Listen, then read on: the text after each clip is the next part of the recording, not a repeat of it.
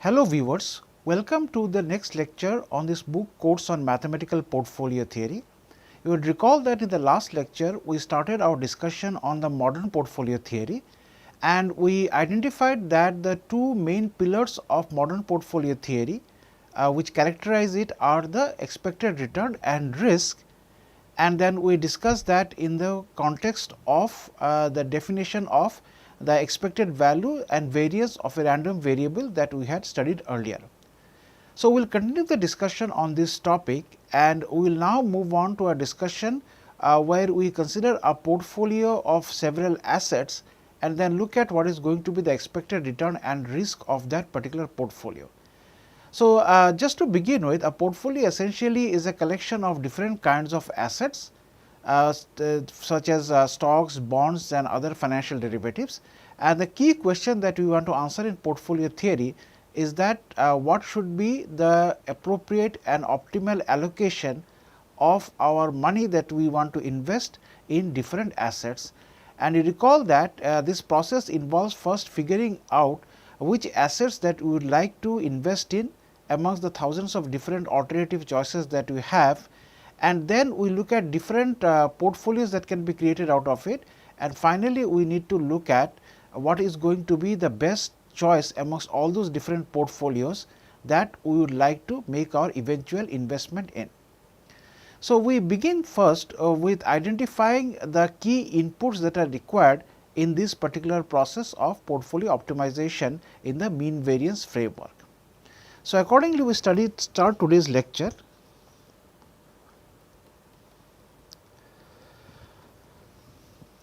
So, during the security analysis, that means the analysis of each of the assets that you are considering for investment, the following data input is required for every security, and let us identify them one by one. First of all, we have what is known as the expected return, and we have already seen what the definition of this. This is E of R I. Next is we will have variance of returns, that is sigma I square, something that you have already seen, and finally covariance of returns between all securities, and which we denote by sigma I j. So, we will begin with the discussion on the tools for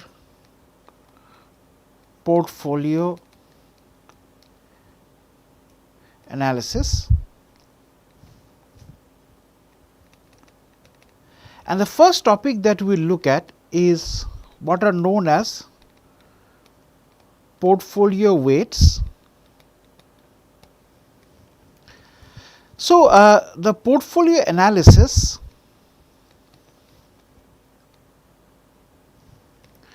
approach will not indicate the absolute currency amount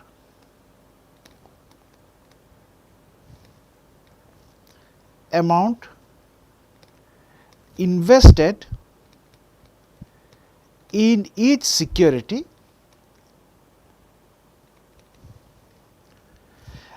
rather we instead it yields the proportion of each security in the portfolio, and so accordingly these proportions or weights are denoted by Wi for security I. So, let me explain this in a little more detail. So, what happens is, suppose that we want to invest an amount of 1000 and then we decide to invest 500 each into different stocks. So, when you talk about a portfolio, we do not identify that by the statement that we have invested 500 in the first stock and 500 in the second stock. Rather, it is customary and the standard approach is to identify by the proportion of the amount of total investment that is invested in each asset. So, instead of making a statement that the investment is of 500 in each of the two stocks, we will instead say that a fraction of half is invested in the first stock and the fraction of half is invested in the second stock, and this number are determined by the amount invested in each stock divided by the total investment. So, I arrived at the amounts half and half by 500 divided by 1000. So, there of course, another way of how to identify a portfolio would be looking at the number of assets, but again the number of assets will be merged and multiplied with the price of the unit of that asset and divided by the total amount of money that is invested to give the weights for a particular asset. So, for example, if I invest in n assets, in n number of units of the ith asset, and the price of the asset is Pi, and the total investment then is going to be summation I is equal to 1 to say n number of assets, and consequently the weight Wi is going to be number of units of the asset into its price, that is the total amount of money that you have invested in the ith asset divided by summation Ni into Pi I is equal to 1 to n. So, this is a statement that I am making slightly informally before again going back to my formal statements. So, more specifically, so if I can now view weights in the paradigm of this formulation. So, more specifically,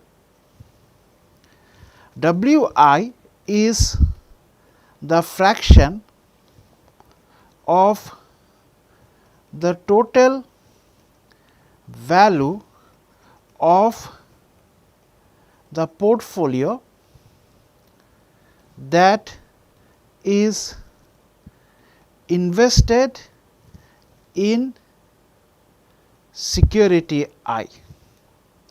So, that means it is the fraction of total investment in security I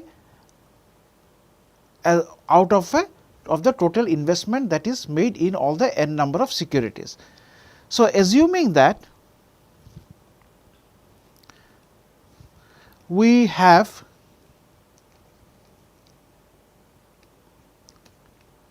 invested in n number of securities, the following constraint holds, and this constraint is that summation Wi I is equal to 1 to n is equal to 1.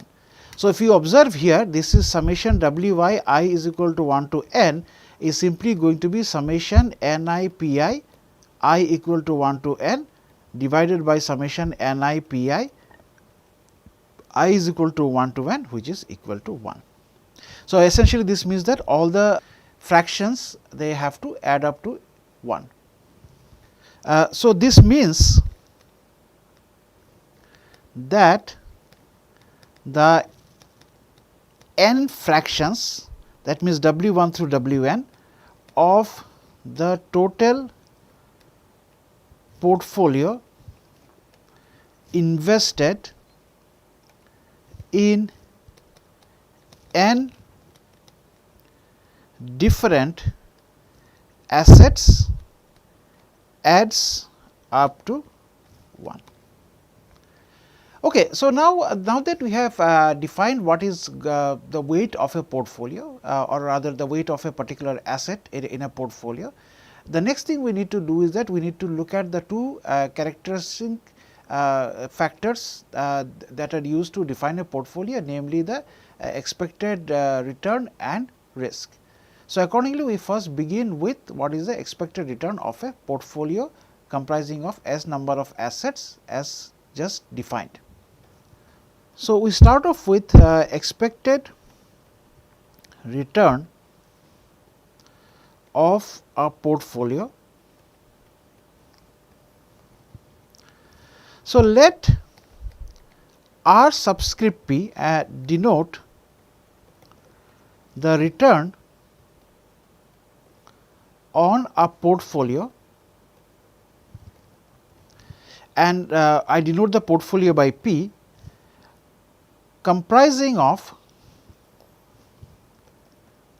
n securities. Further, let Wi be the weight of security I whose return is R subscript I as defined before. Then we can show that R P is summation Wi I is equal to 1 to n, and accordingly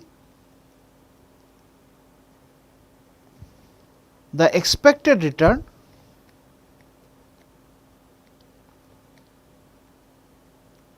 of the portfolio P is given by expected value of R P, which is expected value of summation Wi I is equal to 1 to n, and this is summation Wi E of I is equal to 1 to n. So, that is, we can now interpret this as the expected return on a portfolio is the weighted average of the expected returns of the n securities, actually I should say a weighted sum of the n securities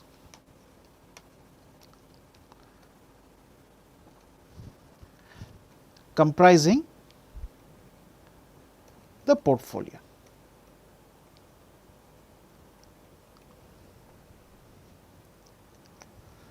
Okay, now that we have defined the expected return of the portfolio, the next thing we are going to do is make use of that in order to define and then give a formulation for the risk of this particular portfolio P. So, then we start off with the risk of a portfolio.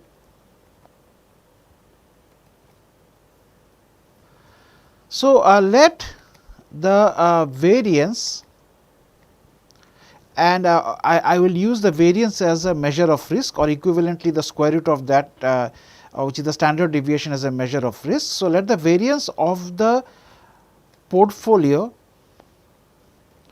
return R P be denoted by sigma p square.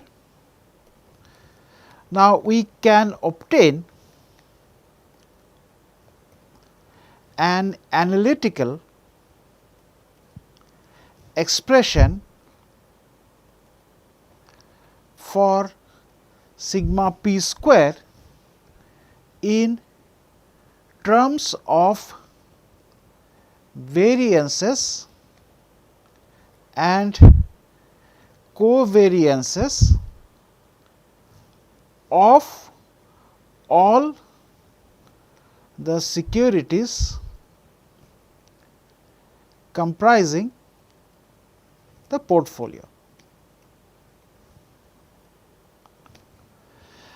So, we begin with a simple case and then build upon it.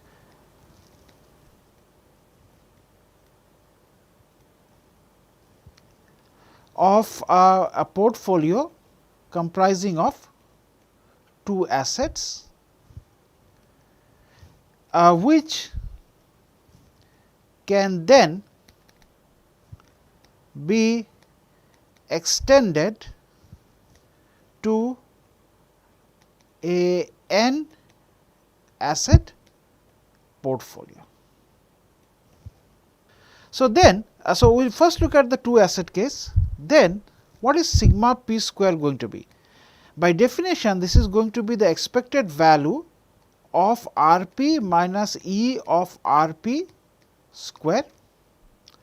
Now, we recall the form for R p and E of R p, and we substitute those here. So, accordingly we will get E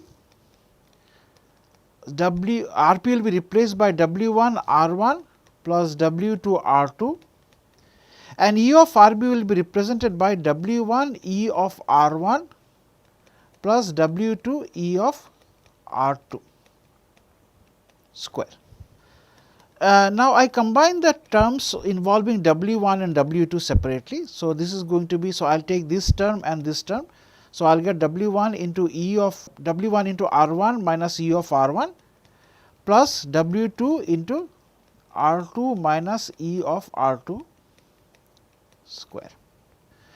Alright. So, now this can be rewritten as, so this is going to be E of W 1 square R 1 minus E of R 1 square plus W 2 square R 2 minus E of R 2 square plus twice W 1 W 2 E of R 1 minus E of R 1 into R 2 minus E of R 2. So, I can now make use of the linearity property of expectation. So, this becomes W 1 square E of R 1 minus E of R 1 square plus W 2 square into expectation of R 2 minus E of R 2 square plus twice W 1 W 2 into E of R 1 minus E R 1 into R 2 minus E R 2. Now, observe that this is sigma 1 square, this is sigma 2 square, and this is the covariance of 1 and 2. So, this becomes W 1 square sigma 1 square plus the second term becomes W 2 square sigma 2 square, and the third term becomes twice W 1 W 2 into sigma 1 2, which is the covariance of returns of asset 1 and 2. Okay, now we give a slightly different representation and it will be slightly more general in nature to this expression that we have obtained just now. So, another way to express the sigma p square is follows. So, sigma p square is equal to, so I just rewrite this as W 1 square sigma 1 square plus W 2 square sigma 2 square plus twice W 1 W 2 sigma 1 2. Now, I can write sigma 1 square as sigma 1 1, all right. Basically covariance between the first asset and itself, and W 1 I can square can be written as W 1 into W 1.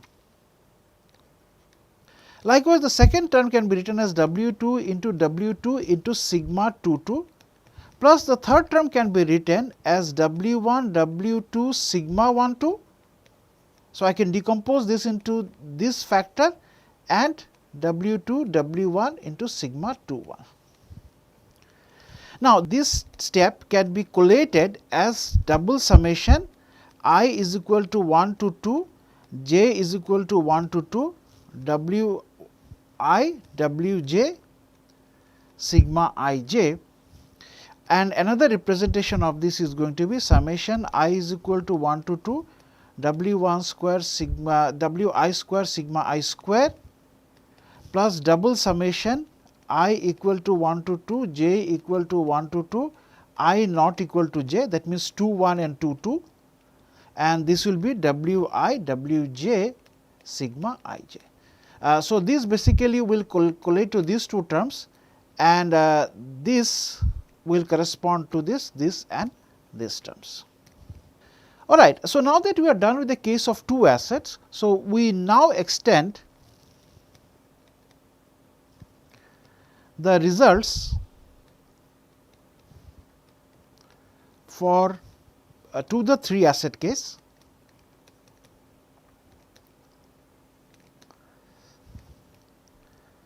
So, accordingly,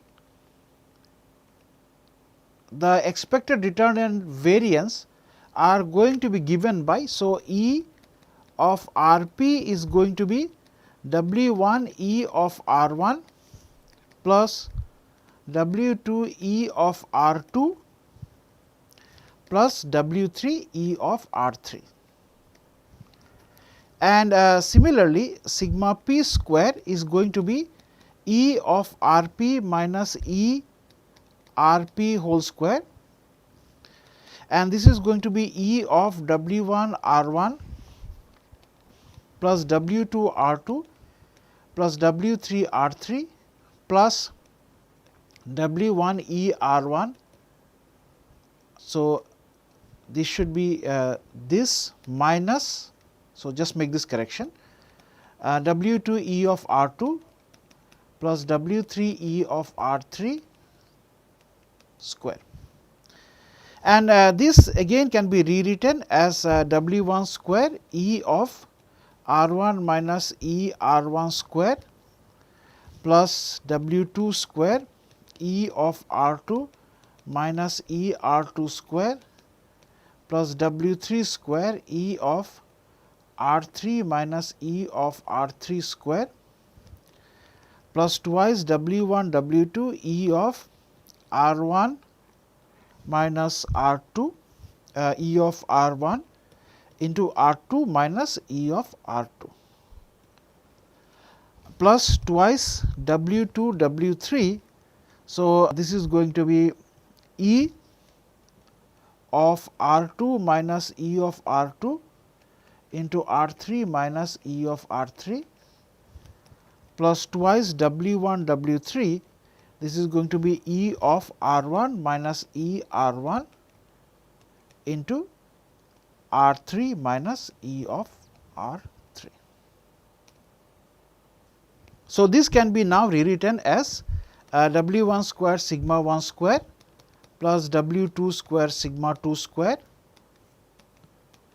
plus W 3 square sigma 3 square, and this term is going to be twice W 1 W 2 into sigma 1 2 plus twice W 2 W 3 sigma 1 3 plus twice W 1 W 3 sigma. So, this is actually sigma 2 3 and this is sigma 1 3. All right. So, which can be represented as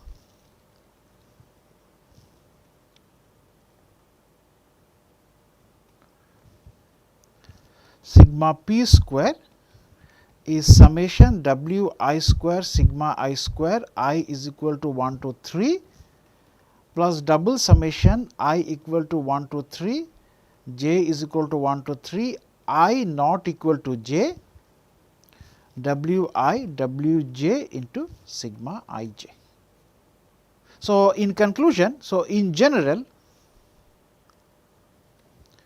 we have sigma p square is equal to summation W I square sigma I square I is equal to 1 to n plus double summation I is equal to 1 to n, j is equal to 1 to n, I not equal to j, W I W j into sigma I j. So, this is nothing but I am just rewriting the formula for the variance of a linear combination of n number of random variables that we had seen earlier. Okay, so we next come to something which is known as the opportunity set, and we will discuss briefly about that. So, let me begin with opportunity set. The opportunity set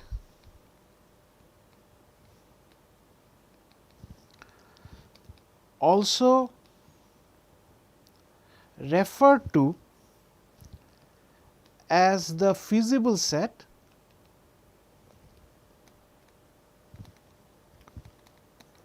comprises of all the possible portfolios that can be formed out of n securities. The set of all possible portfolios formed from a group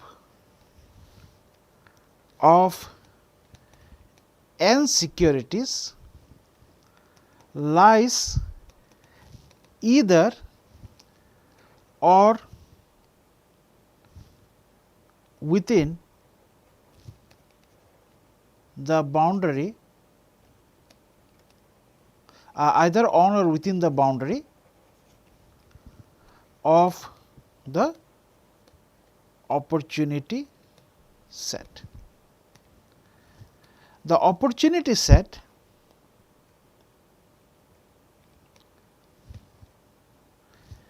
can be plotted in the sigma ER space. So, just to do a recap of the opportunity set, I have made two observations. The first is that the opportunity set, which is sometimes called the feasible set, it comprises of all the possible portfolios that can be formed out of the n securities. So, essentially this means that if you have n number of securities, you can choose different combinations of weights for each of those securities in the portfolio, of course, provided that the sum of the weights is always equal to 1. So, that means it is going to be a combination of some W 1 through W n such that summation of W I equal to 1 to n is equal to 1. So, this effectively basically gives an infinitely many different possibilities of such portfolios, and the collection of all these portfolios is what is known as the feasible set. Now, in particular what you can do is that, now if we consider n number of assets, then for large number of n's, it is very difficult for us to visualize this vector W 1 through W n, that is the vector of the weights. So, equivalently what we can do is that for each combination of W 1 through W n, we can use this formula and previous formula, that is E of R p is equal to summation W I E of R I is equal to 1 to p. So, for each combination of W 1 through W n, what I will have is I will have a pair of the sigma and E.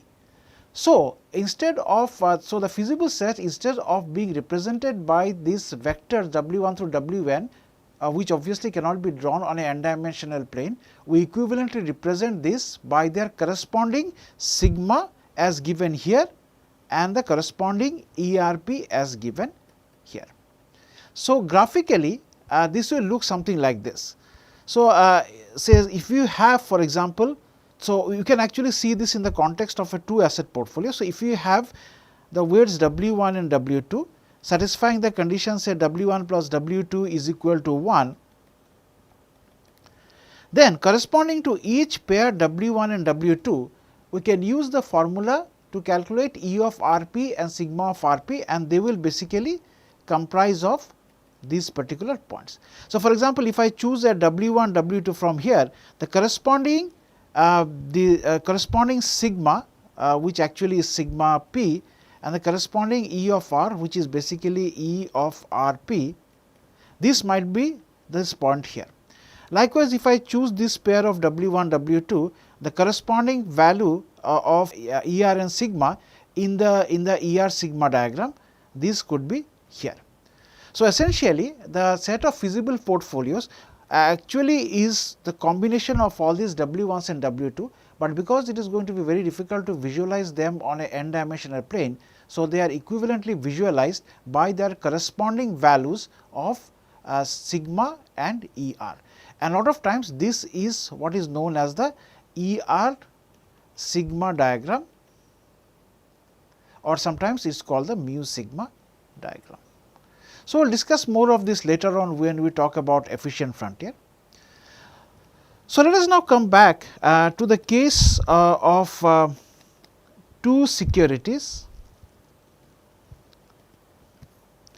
Now, for two securities, what did you have? So, we recall that E of R p is equal to W 1 E of R 1 plus W 2 of E of R 2, and sigma p is going to be square root of the variance. So, which was W 1 square sigma 1 square plus W 2 square sigma 2 square plus twice W 1 W 2 sigma 1 2, and this can be rewritten as square root of W 1 square sigma 1 square plus W 2 square sigma 2 square plus twice W 1 W 2 rho 1 2 sigma 1 sigma 2. So, what I have done here is we have made use of that rho 1 2 is equal to sigma 1 2 over sigma 1 sigma 2, and I replace sigma 1 2 with rho 1 2 sigma 1 sigma 2. Okay, so basically the set of feasible set is not represented by this W 1 and W 2, but rather it is represented by this E of R p and sigma p. Okay, so now so this can be extended to n securities. So, next we come to minimizing the risk.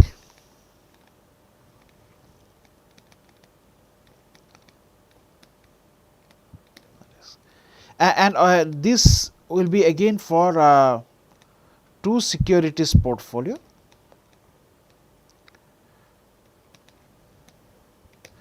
So, this topic of minimizing the risk is going to be the first topic on portfolio optimization, on how we determine the portfolio once we have decided what is going to be the asset that will constitute the portfolio. And for the sake of brevity, I will start off with considering a two asset portfolio. And the goal is that I want to look at the situation that amongst the different assets, that means amongst all the feasible assets that I have just now defined in case of these two asset portfolios, which is the one that is going to give me the minimum risk. So, later on we will look at a more generalization of this, that it is going to be no longer just the minimization of the risk, but we will also talk about minimizing the risk for a given set of return, or maximizing the return for a certain level of risk, and all of this will be collated to form what is known as the concept of efficient frontier. So, coming back to this very elementary and the first step in determining what is going to be the best choice of my portfolio in case of a portfolio comprising of two assets, we will just focus on minimizing the risk. So, while you are doing the minimization of the risk, we will essentially make use of single variable calculus. So, let us come to the minimization of the risk. So, the weight that rather weights, because there are two assets. So, the weights that minimize the variance. So, please remember the minimization of the standard deviation is effectively the same as minimization of the variance. So, that minimizes the variance of a portfolio can be obtained. So, I should specify that this is a two security portfolio. So, this can be obtained using single variable calculus.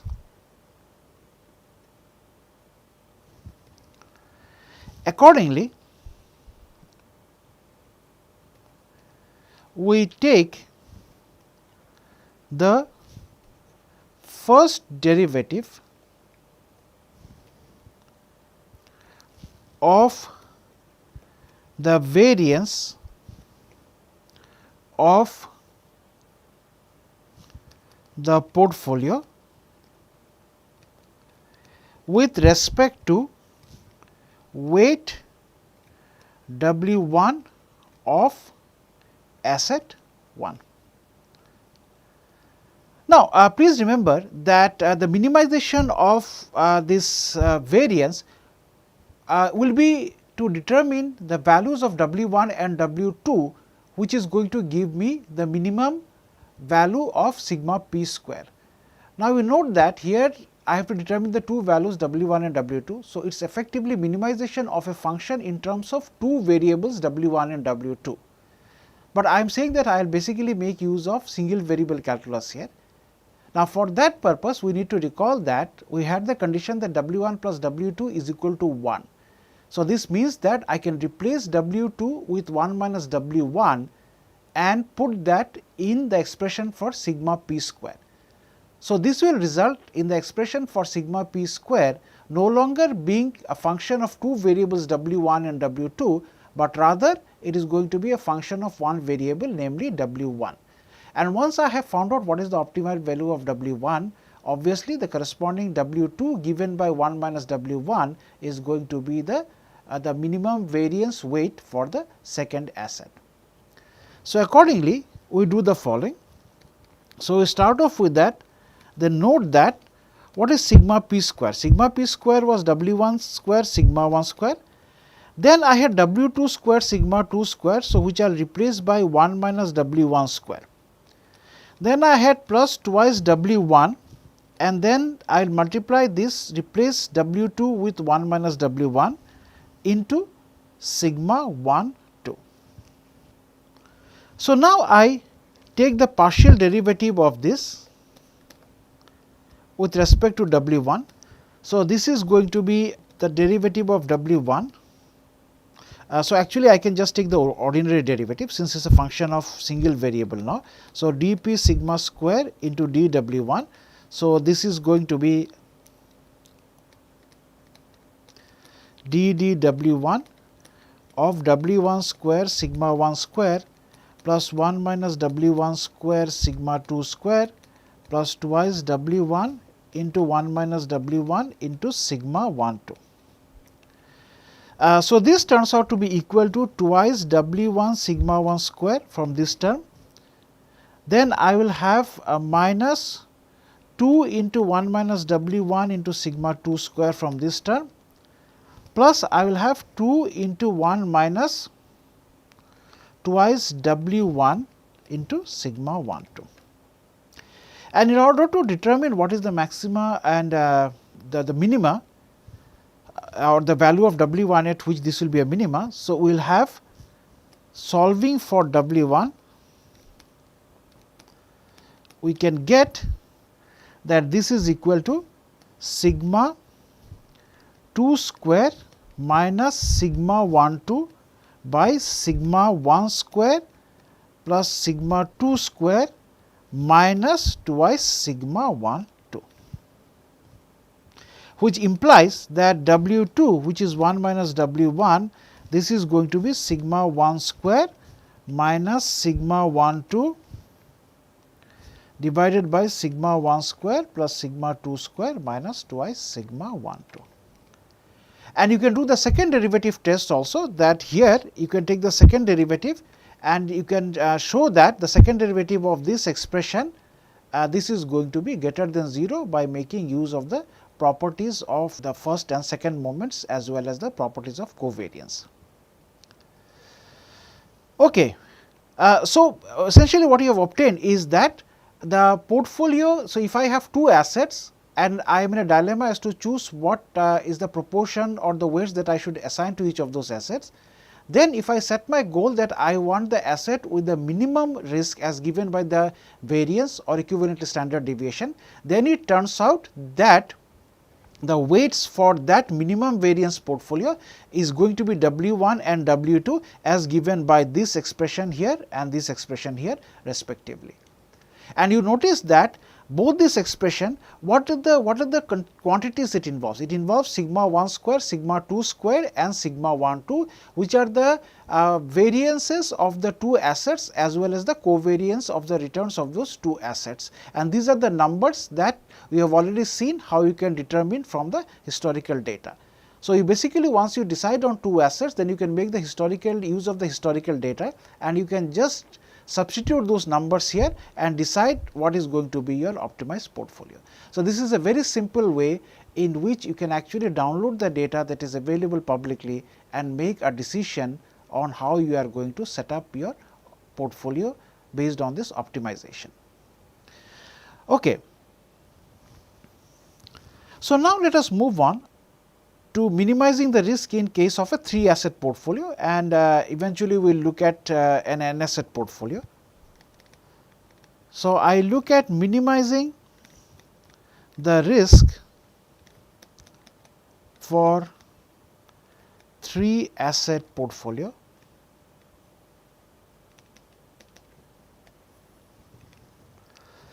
So, for the 3 asset portfolio,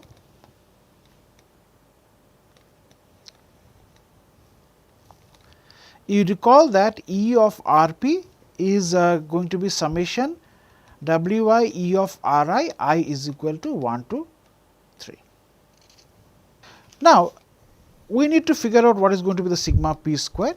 So, here we recall that the sigma p square is W 1 square into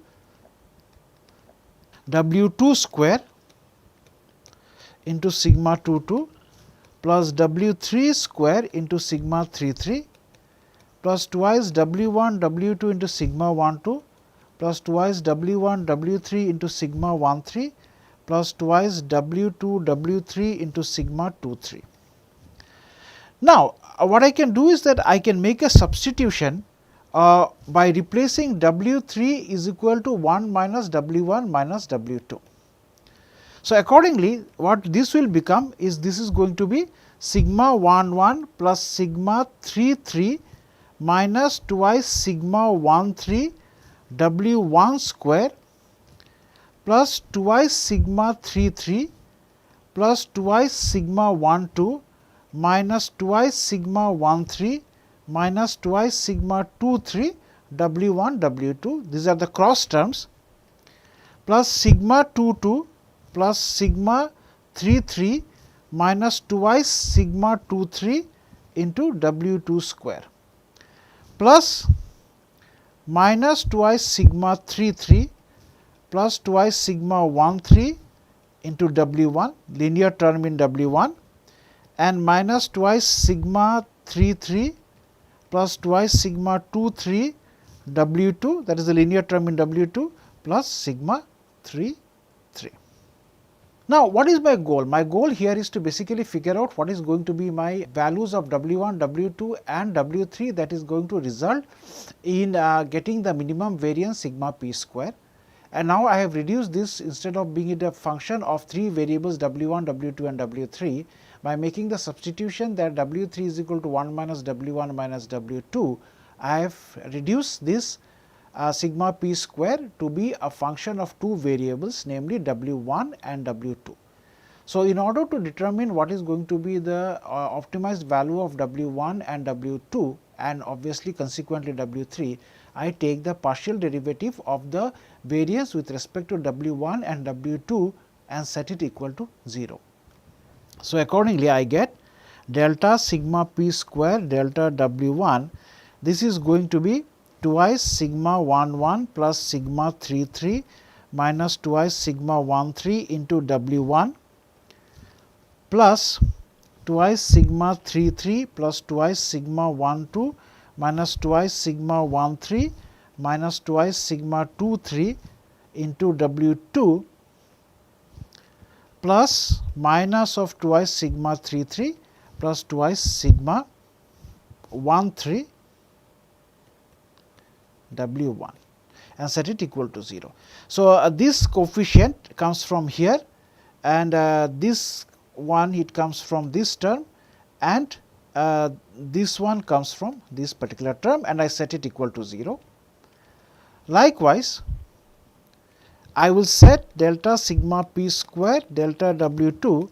This is going to be, so I will get twice sigma 33 plus twice sigma 12 minus twice sigma 13 minus twice sigma 23 into W1. So, it is again from this term, plus twice sigma 22 plus sigma 33 minus twice sigma 23 into W2, which comes from this term, and I will then have minus twice sigma 33 plus twice sigma 23 from this term, and this is set equal to 0. So, I call say this equation 1, and I will call this as equation 2. So, if I solve equation 1 and 2, remember that these are linear equations in W1 and W2. Actually, there is no W1 here. So, please make this correction.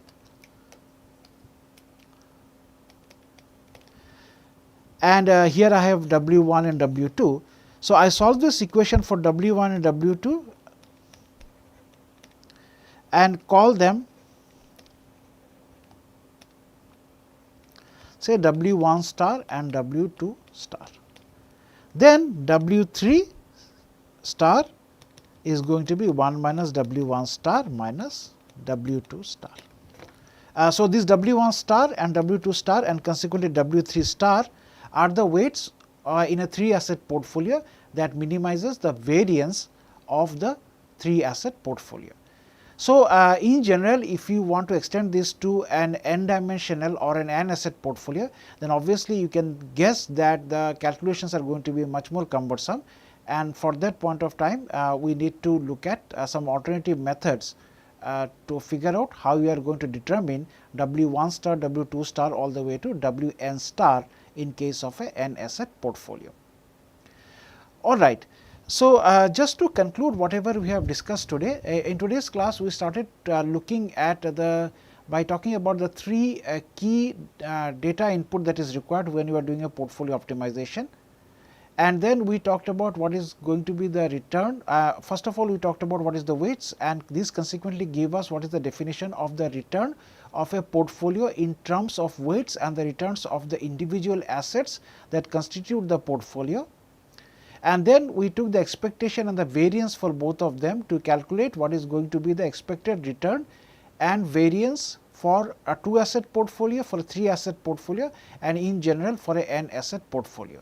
And then we talked about what is a feasible set, and then we started our discussion on how among a feasible set of portfolios we can choose the one that is the best, and by best we could basically have different meanings. To begin with, we define that the best portfolio amongst the feasible set, we are choosing the one that will minimize the risk, and accordingly we have determined the weights of a portfolio such that the risk of that portfolio comprising of those assets are obtained in case of a 2 asset portfolio and in case of a 3 asset portfolio using single and multivariable calculus respectively.